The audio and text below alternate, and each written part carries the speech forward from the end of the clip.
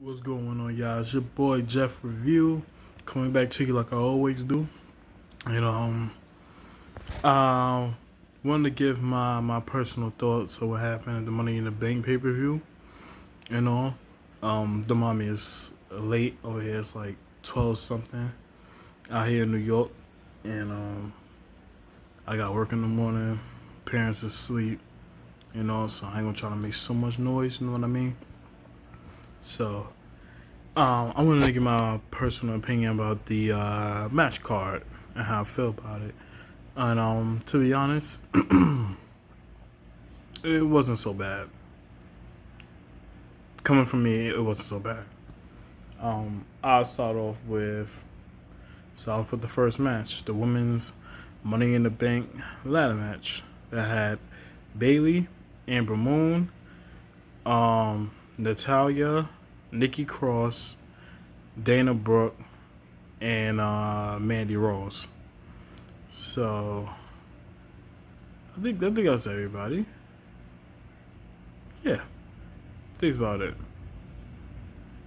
I had to think. It's off the top of my head because I'm a little tired myself. But nonetheless, the match was good. I enjoyed it. It had some good falls on there too. A lot of good bumps. To be honest, and it got insane. And even with I think it was Natalia and Dana Brooke was going at it on the top of the ladder, and they had a crazy fall. The last woman standing being Bailey going up, grabbing the briefcase. I think that was a shocker, because people thought that Nikki Cross was actually going to go up there and grab it, but call out Alexa Bliss to come and go up the ladder and do it herself. But that wasn't the case. And let's be honest, if they really were serious about the injury that Alexa Bliss, taking, which was the concussion protocol, for a fact she was not going to take any parts of this match. Just to play it safe on her health. And I respect WWE for doing that and being more concerned about her health more than anything else. That's what matters the most. That's when the longevity kicks in for a WWE superstar, or any superstar in general. Athlete, as I want to call it. But nonetheless, Bailey ended up winning the women's tag. She ended up winning the Woman in the Bank briefcase. So, match was good. I enjoyed it, for sure. And nothing more can be said until later on. But move forward. Next match was being the U.S. Championship. Samoa Joe, the U.S. champion, taking on Rey Mysterio. And for this match, I honestly think it should have went on a little more longer. Like, I don't like how with Samoa Joe being U.S. champion, his matches don't go over 2 minutes. It's always like in a 2 minute mark or below. And I kind of like frustrated about it because I know how the potential Samoa Joe is. He's a good in-ring competitor, good on the mic, and he's a good champion. So why not take that into consideration and push his matches forward? Or in this case, have better opponents. Because we clearly saw what he did at Rey Mysterio at WrestleMania, and then they previous matches where Samoa Joe will win, Rey Mysterio will lose, Samoa Joe will win, Rey Mysterio will lose. That type of thing. It will be vice versa.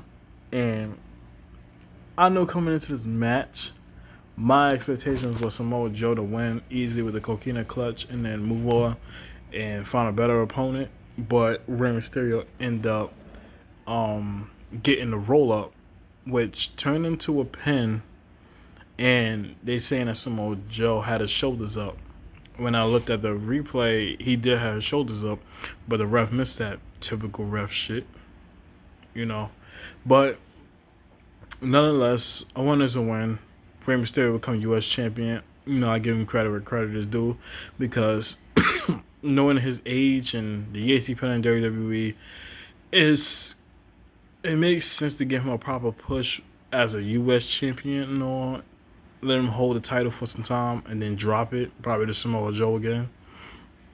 You know, before his time with WWE is officially over, give him a title belt or something. So I'm glad they did that on their part. I don't think his reign gonna be that long, so just have to ride with whatever we dealing with now, especially with him being champion. So we'll see how that goes. But nonetheless, congrats to Rey Mysterio becoming U.S. champion, and afterwards, Samoa Joe put an ass whooping on him.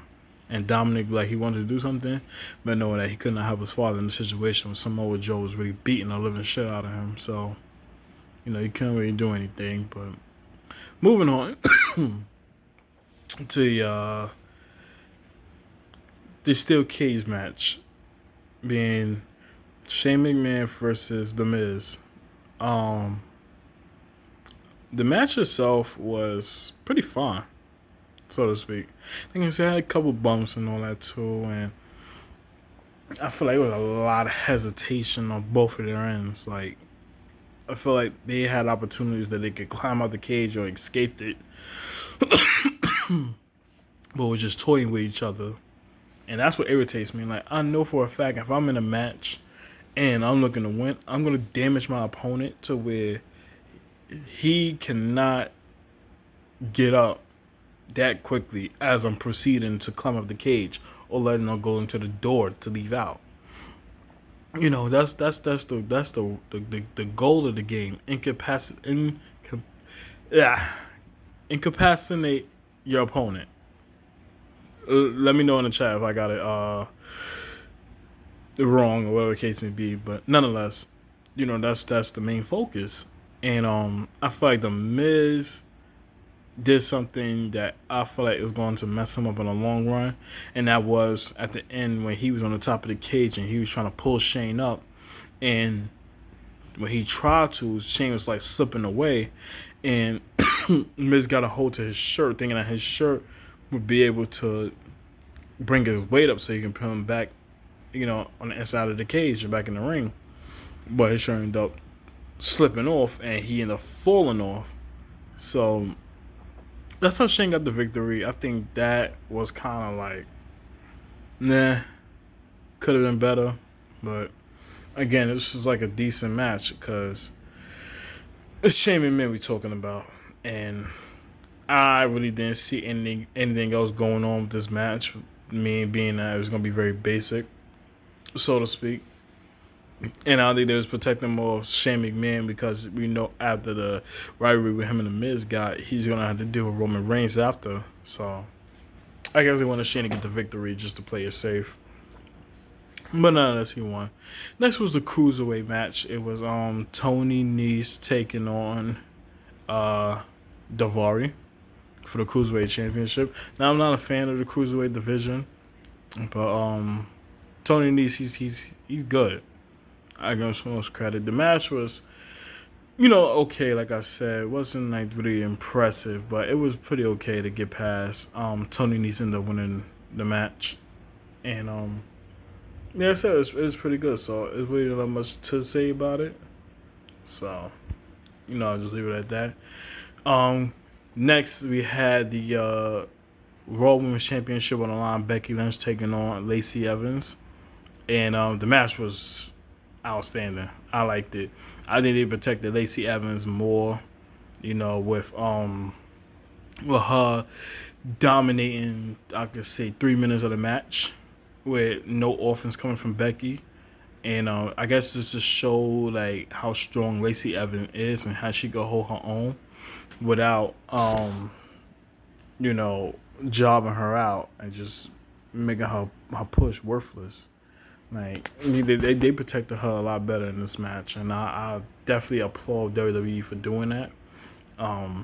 Because she put on a good fight, and she held her own. But Becky Lynch, her being the man, she came in a clutch, took care of business, put her in a disarmer where Lacey Evans tapping out, and that's how she got the victory. But her celebration would get cut short when Charlotte came out and demanded to face her right there. Like, they didn't waste no time. And as many people that may dislike it, I respect Charlotte for doing this because it shows her that, you know, just because you won does not mean that you're going to have time to deal with your next opponent. No, this is going to happen right away. And I think Charlotte played a good move with that one. Knowing that Becky wasn't like 100%, she's doing it on her last leg trying to fight, and Charlotte was giving it to her. Becky trying to push forward in the match and make it happen, but then Lacey Evans got involved, and Charlotte hit her with the big boot, and then winning the SmackDown Women's Championship. So that's how that happened and all. And then afterwards, Becky ended up going facing Lacey Evans, being her outside of the ring, and then Charlotte, interfered, put him back in the ring, and just dominated her along the way. So it was kind of crazy, but yeah. So she retained her Raw Women's Championship and dropped the SmackDown Women's Championship to Charlotte Flair, which I think was very smart because everybody wanted to see her be victorious in 2 of those matches. And I'm gonna be honest with you, it's too much on her, and it really make any sense. I'm like, in my mind, you let her stay on Raw because of having a fresh start and then her relationship with Seth Rollins, and then you put the SmackDown Women's Championship on Charlotte because she's back on SmackDown, and her relationship with Andrade, is really getting up there, and like you want a female superstar on a SmackDown brand to elevate it and expand it a lot more. But celebration would get cut short for Charlotte because Bayley would arrive to help out Becky and was beating the hell out of Charlotte Flair, and then when she was down, had that opportunity to cash in. And then my mom screaming at the TV like, "What are you waiting for? What are you waiting for? Cash in. You see she's down, did no damage. What are you waiting for?" So it took her a full minute, probably close to 2 minutes. She finally cashed in, goes up to the turnbuckle, did her Bayley elbow drop, and won the SmackDown Women's Championship. Now, I think all this could have been avoided if she would have just went, cash in, set Charlotte up, go up in the turnbuckle, hit the Bayley elbow, and then win. You ain't had to take that long to make a decision. She was already down, and you had your wide open opportunity. But nonetheless, she won. So now Bayley is your new SmackDown Women's Champion, and it was very good to see. Nonetheless, there's nothing I can say besides that, and that's how it is.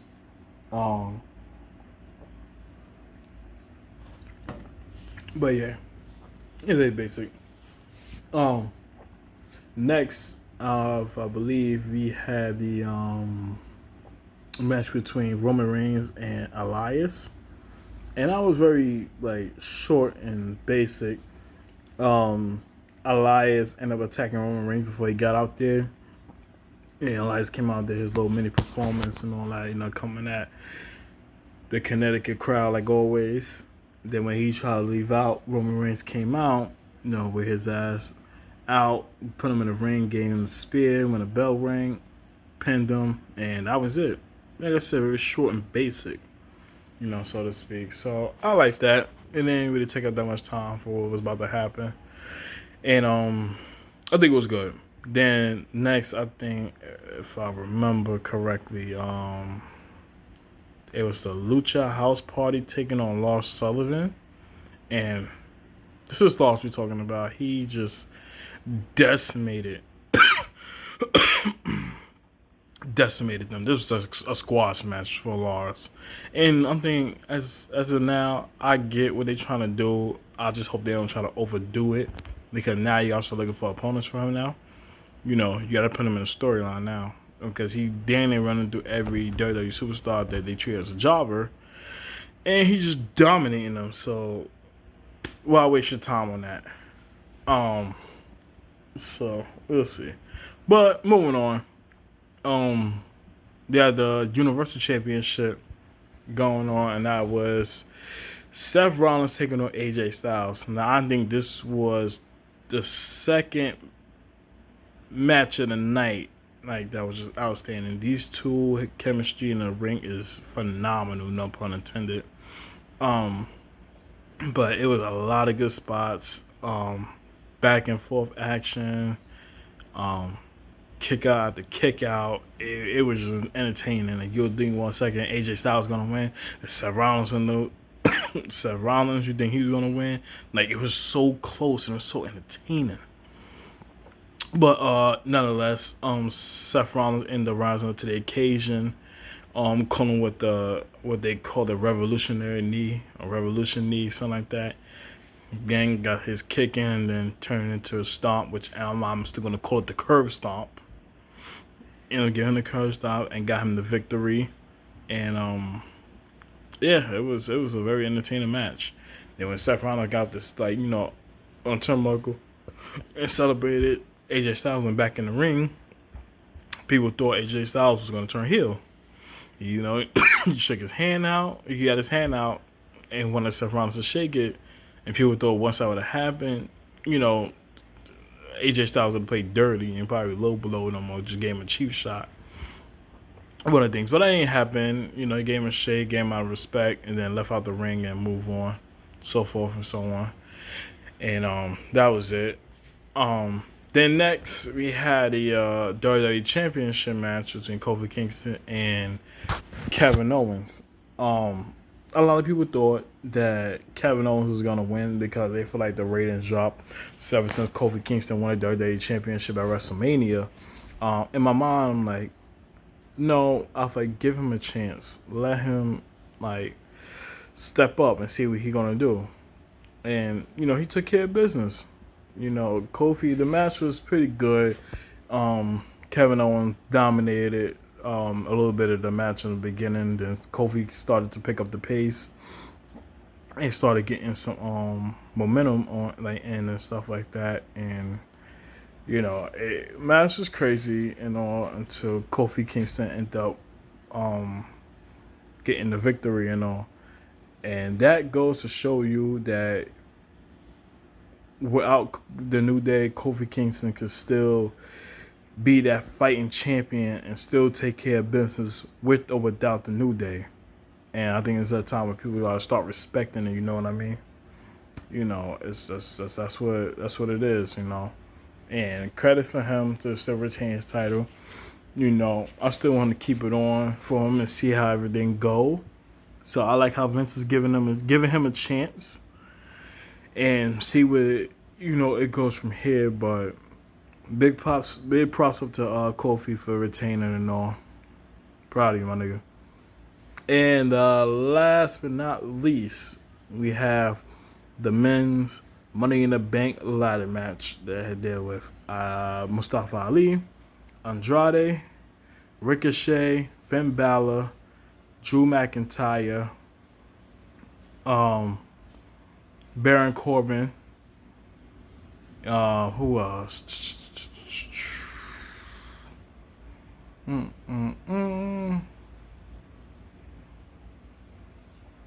tried to think it was somebody else.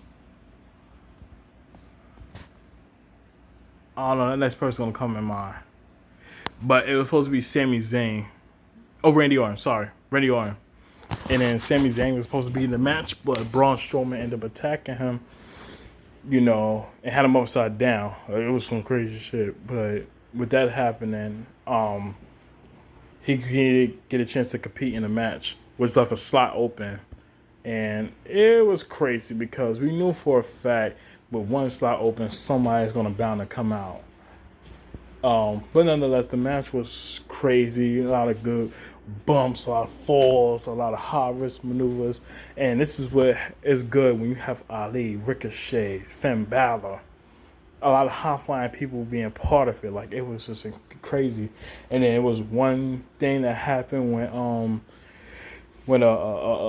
Baron Corbin caught, I think it was Ricochet, and put him in the deep six. Like, it was wicked. Then Drew McIntyre Claymore kicked Baron Corbin and all that stuff. And I think it was another thing where I believe Ray Orton flipped up I think it was, I don't know who, I think it was Ricochet or Ali, and they hit the ladder like that was like lined up right by the announce table. It was crazy. And, they had a lot of good moments. People thought Baron Corbin was going to win the way he was going up there, and Drew McIntyre was out the ring. Ali came and, he took Baron Corbin out of the equation to get in the briefcase. And it was Ali's moment. Music we hear, Brock fucking Lesnar.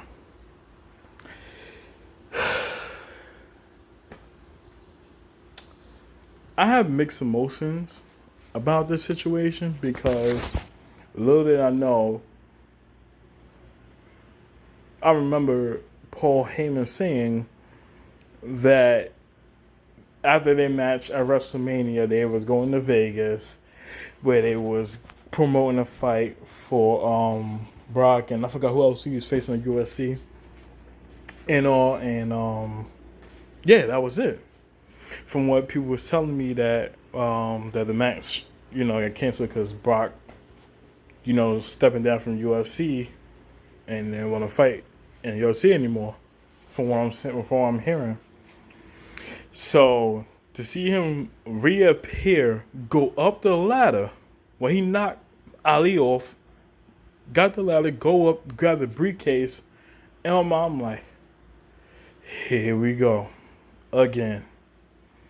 So, and now I'm thinking, he got it now. Seth's champion. He's going to look for somebody to destroy Seth Rollins and have his advantage to go out, cash in, and get the Universal Championship back. Which in my mind, that's the last thing we need right now, because after the shit we went through, knowing how much he's been on a hiatus with the Universal Championship, don't make it a disgrace more than what it is now. Let Seth hold on to this title and make this time relevant again on Monday Night Raw, because right now, Seth is basically trying to revive this title from the dead, because that's how it was with Brock Lesnar, and we damn sure don't need that right now. Absolutely not.